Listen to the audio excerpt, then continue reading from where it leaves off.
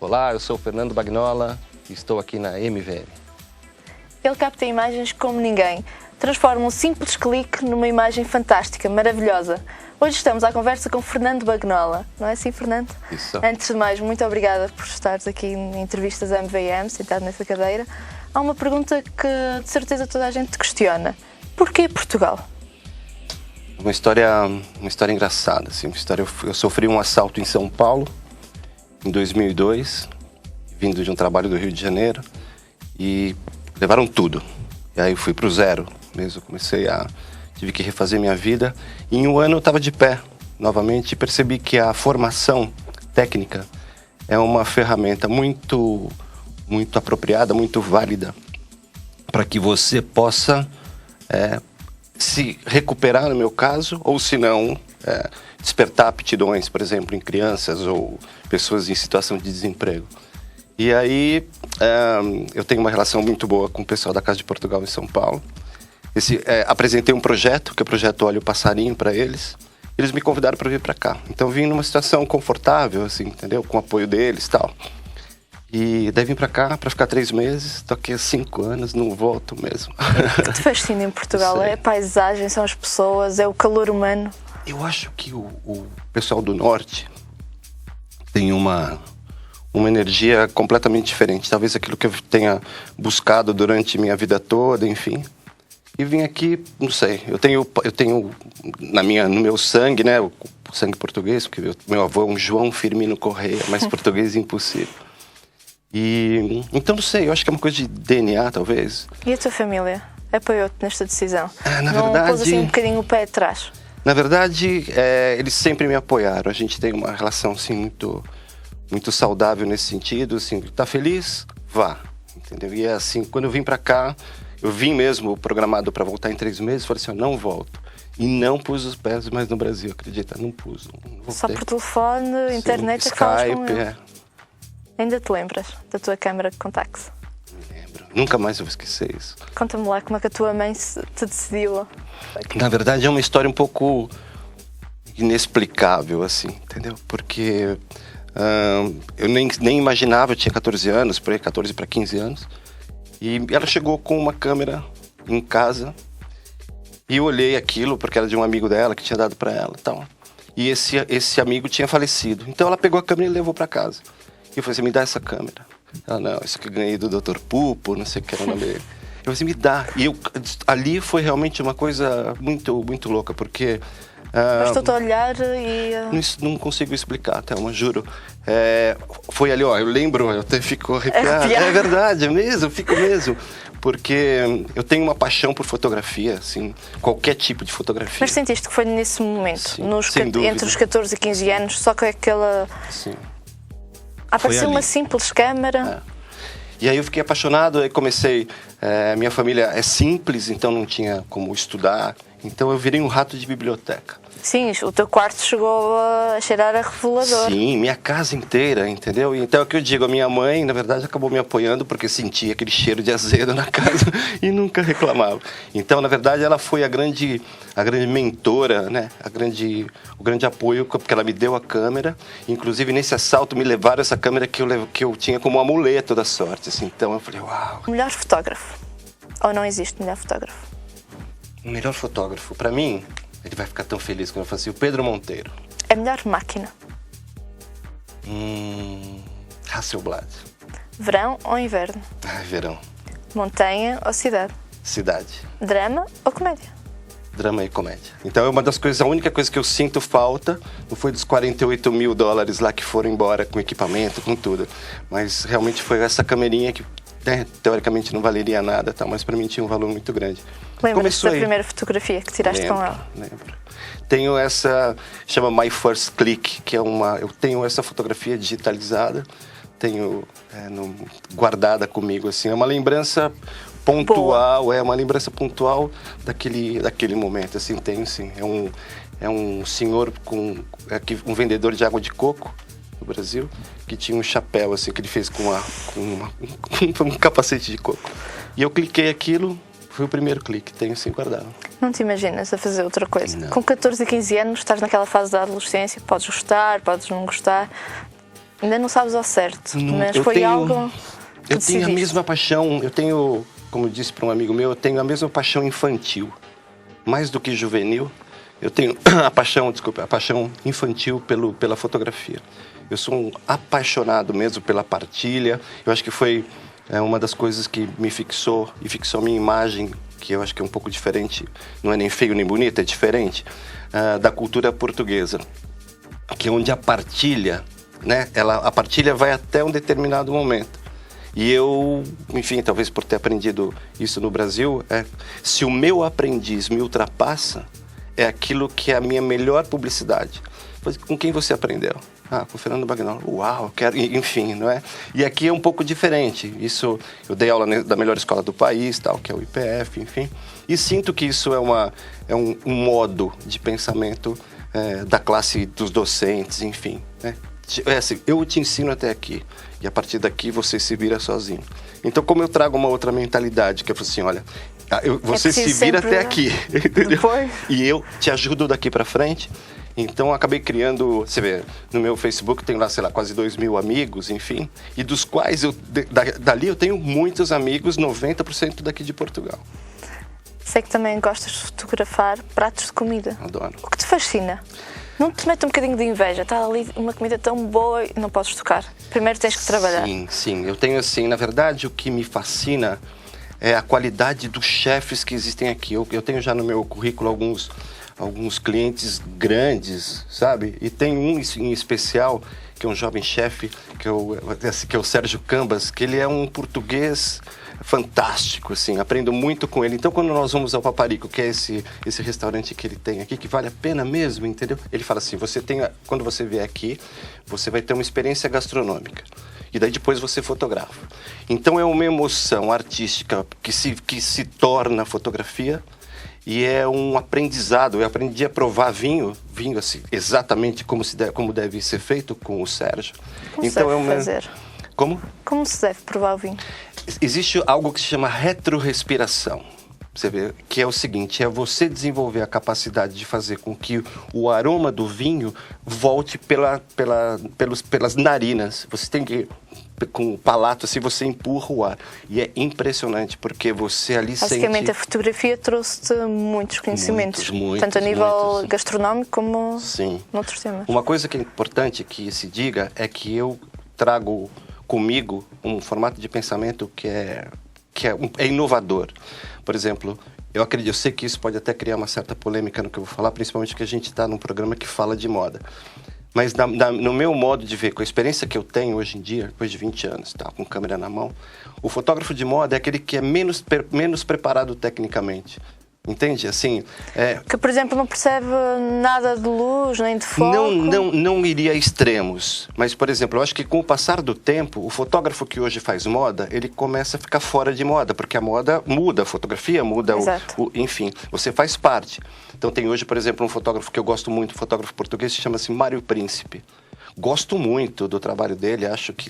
Mas eu gostaria de ver o Mário Príncipe fazendo, por exemplo, arquitetura, fazendo desporto. Eu acho que o fotógrafo se refine. Então, por exemplo, eu estou lançando meu novo site, que deve sair agora, semana, onde eu faço absoluta questão de mostrar que o fotógrafo, não é? Ele tem que fazer bem tudo, todas as áreas. Aí eu acho que... Quais as áreas que mais gostas, para além dos pratos de comida? Arquitetura, eu acho assim, eu ganhei um prêmio, depois eu vou até te dar um cartão, que tem essa fotografia. Foi o meu primeiro bom sinal aqui em Portugal. Eu fui conhecer Lisboa, não conhecia, e aí dei de cara com a Estação Oriente, assim, entendeu?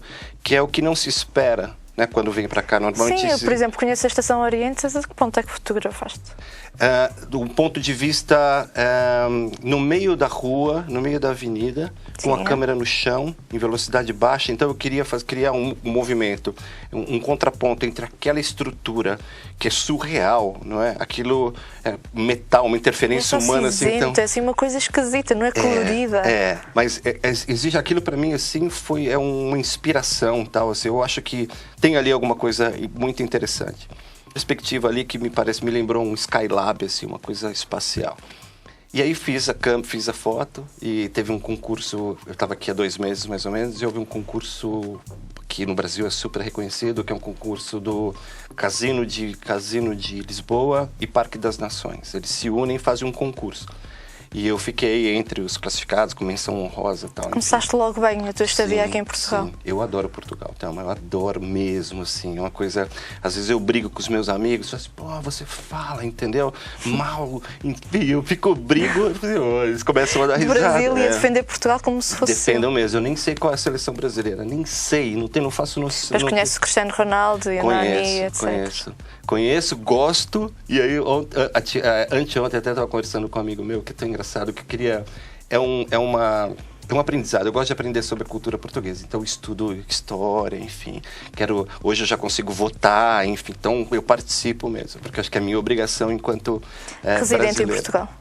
Enquanto residente em Portugal. Então eu me considero um brasilusitano, eles riem muito com isso. Eu sou um brasilusitano, eu sou uma mistura de feijoada com bacalhau, entendeu? Sabe? Caipirinha com azeite, enfim, e é como eu me sinto. Mas eu não tenho a menor pretensão de voltar para o Brasil. Os meus amigos brasileiros que me desculpem, mas assim, é aqui.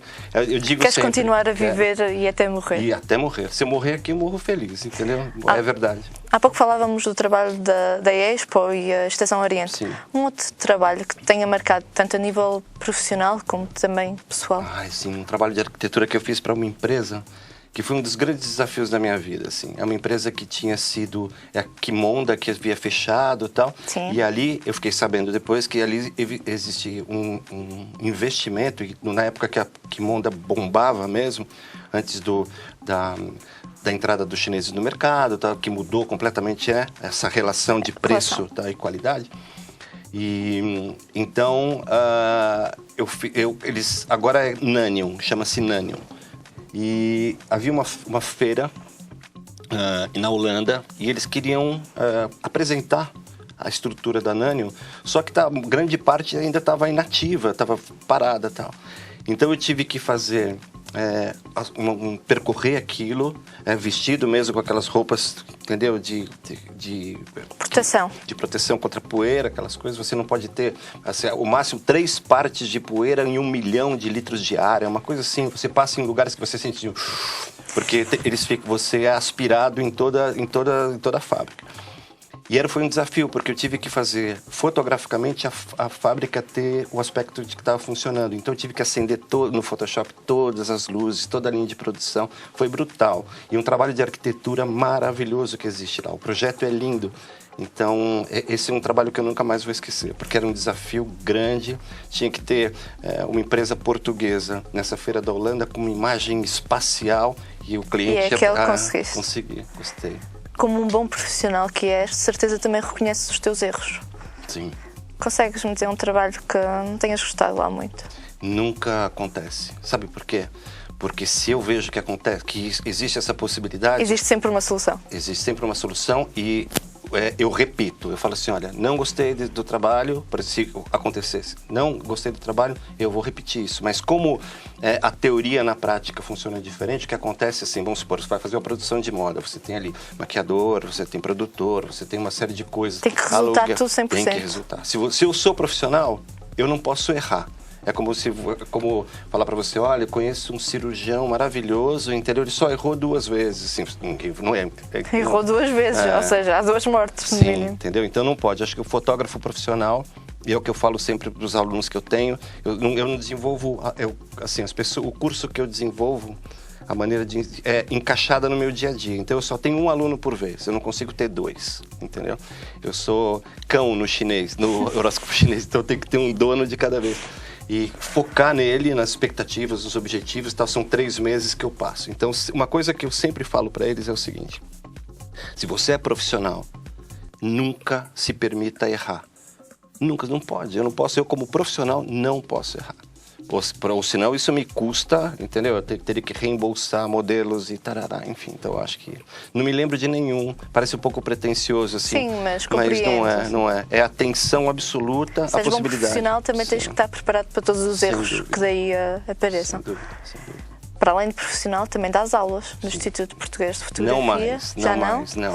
Eu, assim, até por diferenças, eu nem vou me aprofundar muito nesse assunto, assim, porque é do Porto e tal, enfim, gosto muito do IPF e tal, mas eu não tenho uma conexão pedagógica com eles, eu não compactuo com determinadas... escolhas. Determinadas escolhas que eles fazem. Sentes que este tipo de ensino, o tipo de ensino de fotografia, precisava de levar a um abanão, uma mudança? Sim, eu acho que eles até tomaram uma decisão que fiquei muito feliz, assim, e vou abrir um parênteses. Eu acho que a mulher portuguesa, e os meus amigos brigam comigo, é muito mais forte, é muito mais explosiva no bom sentido, em capacidade de explosão, tá? Do que o homem português, que é extremamente medroso no mundo dos negócios, assim, entendeu? Eu vejo até a responsabilidade social é um pouco confundida com caridade e tal. Então, quando as mulheres começam a assumir um papel que, por exemplo, a Dilma já assumiu no Brasil, imagina, 220 milhões de pessoas que votaram numa mulher. Então, é porque o Brasil já descobriu isso há vários anos. Que as mulheres percebem da coisa. Sem dúvida, entendeu? Então, o que acontece é que eu soube agora que o IPF tem na coordenação geral a Gabriela Silva, que é multi, entendeu? Como todas as mulheres, né? A mulher frita o peixe, olha o gato, cuida do filho, enfim. E o homem, não. O homem tem faz só uma coisa de cada vez. Faz o trabalho, depois chega a casa, bebe o seu copito mais e vai ver a bola. Entende? É uma coisa que é do homem, não é como volto a falar, não é feio nem bonito, são coisas complementares. Então, mas eu acho que os projetos que eu desenvolvo, como eu estava acostumado a ser dirigido por mulheres, por exemplo, eu fazia Natura no Brasil, que, entendeu? A mulher era um general, linda, mas sabia exatamente o que queria. Então, eu acho que o Portugal está começando agora a entender o papel da mulher na sociedade. Sem dúvida, sem dúvida. Acho que eu tenho visto assim, eu tenho algumas alunas, entendeu? Eu desenvolvo um trabalho que foi muito engraçado com pessoas, por exemplo, você tem avós? Felizmente ainda os tenho. Então imagina a sua avó ou o seu avô aprender a mexer no Photoshop, aprender a fotografar numa câmera digital. Então, e começar a colocar em prática tudo aquilo que porque o cerne da tradição familiar está nas pessoas de mais idade. E que normalmente entram em ócio intelectual na medida em que o tempo passa. Enfim, e aí eu fiz isso como experiência própria. Eu tenho algumas loucuras, entre aspas, assim, alguns testes, como com o Pedro, que eu já te contei. Que eu falo, essas pessoas têm capacidade, o que será que elas têm na cabeça? O que uma criança, qual o olhar da criança? Enfim. E então é muito engraçado porque o olhar feminino, eu tenho uma aluna que tem 70 e tal anos, que treme por causa da idade, não sei o que, mas que senta no Photoshop, abre, estica, tá, enfim. Então isso cria um protagonismo dentro da família. Imagina a sua avó aprender fotografia, isso é bom. A saúde cerebral, está provado. Para tudo, entendeu? Está provado. E até existe mais partilha de informações entre netos e avós, não é só o beijinho de domingo e adeus avó, adeus avô, boa semana. Esse é um ponto. O olhar do seu avô não é aquilo que você vê quando olha, é aquilo que ele vê quando olha, entende? Então foi brutal, fiz isso com uma associação chama Bandark, em Famalicão. Então meus alunos eram, assim, 90% da turma, 12 deles 90% reformados. Então foi brutal mesmo, porque eles são muito carinhosos, eu aprendo muito, porque às são vezes... experiências mais antigas e têm muito para contar. São enciclopédias mesmo, entendeu? Então, assim, eles me tratavam como... uma coisa que eu adoro em Portugal é o respeito. Acho que é um povo que, embora fale mal um do outro, assim, em ocasiões... Aquelas intrigas... que é normal, que é meio novela. Por um outro lado, essa coisa do professor... E eu falo assim, não precisa me chamar de professor, entendeu? Me chama de Fernando mesmo, assim, né? É professor. Professor, então eu acho que gosto muito disso. Por exemplo, quando ligo pro Brasil, eu falo assim, então tá bom, ok, olha, então tá, então beijinho, tal. Assim, beijinho, meu. Porque ela assim, então um beijo, né, no Brasil, assim, então um beijo, um beijão, tá. Assim, então um beijinho, e então tá com licença. Com licença. Nós eu acho bárbaro. Muito educado. Eu acho mesmo. Eu acho bárbaro falar com licença para desligar o telefone. Entendeu? Assim, eu como brasilusitano, é uma das coisas que eu absorvi. Eu utilizo isso de vez em quando. É muito bom, é muito bom. Há pouco falávamos em Olhares. E Olhares tens um projeto. Na verdade, eu tenho o Olhares, que é o maior site de fotografia português, um dos maiores do mundo. É um projeto lindo que eu já sou associado desde 2006. Então, eu nem sabia que viria a conhecer os donos, entendo que são meus amigos hoje. Tal. Desenvolve um trabalho lindo. Tal. E eu fui convidado para ser formador de um projeto que eles têm, que chama Academia Olhares, que é a fotografia técnica. A pessoa comum, digamos, a um preço bom. E é uma forma também de protagonizar alguns talentos. Eu tive no IPF o Daniel Camacho, que é um aluno, eu sabia que aquele ali, eu sinto quem é talentoso, assim, eu consigo, eu tenho esse dom. Tenho de eu falar assim, tem que cheirinho bom que eu sinto aqui. E o Daniel Camacho hoje é quem encabeça esse projeto, então me convidou e tal. E é fantástico. Agora, o projeto, eu acho que você está se referindo, é o projeto Olha o Passarinho, né? O projeto Olha o Passarinho foi uma decorrência mesmo dessa recuperação que eu tive, do ponto de vista de voltar ao trabalho, né? Comprar as minhas coisas, depois de um assalto, enfim. E que vi que a formação é o grande valor. E como eu estava te dizendo, a Casa de Portugal... nós temos uma relação muito estreita e uma mulher, né, que é a Mariazinha, que é a doutora Maria dos Anjos, que é portuguesa, mora em São Paulo há muitos anos e tal, fala assim, você tem que levar isso para Portugal. E aí eu falei assim, então eu vou para lá. Então, aí vim e tal, enfim. Apostaste no projeto e desenvolveste vários jovens. Sim, na verdade, existem 1.300 portuguesinhos na fila. Para você ter uma ideia. E eu fiz um teste numa região de Famalicão, ali que chama-se Calendário, numa região muito problemática, assim, que eu acho que existe um pouco uma diferença, uma coisa que é concreta, que é a diferença entre a pobreza portuguesa e a pobreza brasileira. A pobreza portuguesa, esquecendo o tráfico, que agora, sei lá, tomara que seja banido mesmo das favelas, a favela tem é um celeiro de sementes fantásticas, por exemplo, sei lá, Noel Rosa. As pessoas continuam na mesma cultura. Sim, mas solidários. Em relação à pobreza portuguesa, não é tanto a nível monetário, mas sim educacional. Sem dúvida, entendeu? É uma pobreza triste. Então, a pobreza portuguesa é uma pobreza triste. A pobreza brasileira é uma pobreza mais alegre. Assim, é o samba e o fado, entende? Então, o que acontece é que o empresário português, que na verdade deveria estar muito mais envolvido com a responsabilidade social, fazendo com que o produto dele seja uma mais-valia. Se eu falar para você, Thelma, é o seguinte, olha, eu estou vendendo isso, se você comprar isso aqui, você está ajudando o próximo. Você faz a opção comercial por esse produto. Isso significa, business, entendeu? Mas se confunde muito a responsabilidade social com caridade.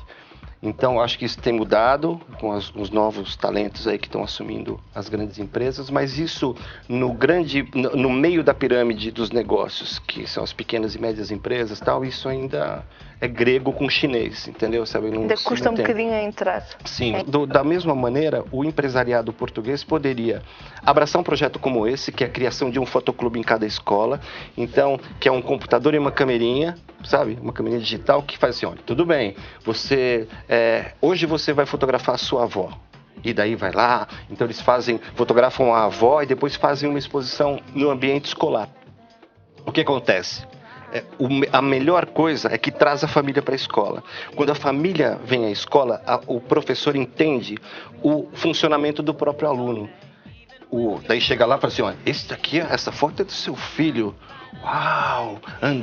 É simples, entendeu? É mesmo uma questão... Eu acho que o português... Também é a forma de darmos valor aos alunos que temos. É o protagonismo. E falou tudo. Falou tudo. Você leu meu pensamento. O futuro... de vez em quando. É verdade. O futuro de Portugal são as crianças. Nós já estamos podres, digamos. Tem ali, por mais novos, geração dos 30 para frente. Enfim. Agora... Temos que pensar nas crianças e na manutenção da tradição, que são as pessoas da terceira idade, enfim. Achas que Portugal tem o talento? Uau, entendeu? Manuel de Oliveira aí, sabe? A fotografia não é só a fotografia, não é, essa do clique. Mas o olhar. Eu acho que você dá uma câmera para um português, ensina meia hora de fotografia, de técnica, e ele sai arrasando. É tanto caminho que vamos tentar para ver se eu percebo da coisa? Vamos. Pronto. Segues ou seguiste algum fotógrafo como referência em alguns trabalhos que tiveste? Não, assim, Eu lembro, não como referência, porque tem uma coisa até que me incomoda muito, que é saber... Copiar. Isso. Irrita-te. Me irrita muito, porque assim, mesmo que as pessoas não saibam, e vamos supor que eu falei assim, eu vi aquilo ali, eu vou copiar. Isso, eu não consigo dormir direito, porque eu acho que isso é um roubo, entendeu? Um roubo intelectual, assim. E é um exercício que engessa um pouco a criatividade e tal. Então eu lembro, por exemplo, do ponto de vista de linguagem, de deixar as mulheres bonitas e tal. Por exemplo, sei lá, Steve Maisel, que fez um trabalho com a Madonna. Tem alguns que eu olho, trabalhos pontuais. Eu não tenho Alguém ídolos. que digas que vou seguir este caminho? Não tenho. Até porque eu me cobro mesmo. E cobro isso dos alunos. Falo assim, olha, se vocês me seguirem, entendeu? Eu vou ficar bravo. Eu, se fosse a ti, ia tribunar com ele. Há pouco falávamos da tua primeira câmara. Sim. E presumo que fosse a rolo. Tinhas que fazer a revelação. Sim. Agora as câmaras utilizadas são digitais. Sim. Sentes que, de certa forma, a fotografia digital é menos inibida? Como te hei de explicar? De jeito nenhum. Não sentes que existe mais sentimento, por exemplo, numa fotografia que é revelada no laboratório? De jeito nenhum. Entendeu? O que faz um bom fotógrafo não é a técnica, é a capacidade do olhar, né? Exato. Enfim, a qualidade do olhar.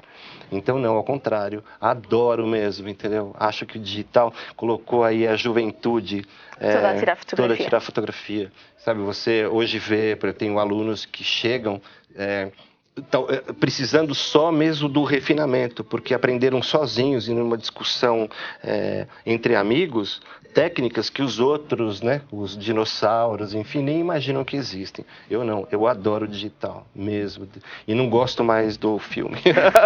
Estou divorciado. Muito obrigada, Fernando, foi um prazer ter-te aqui na MV. Eu que agradeço mesmo, conte comigo sempre.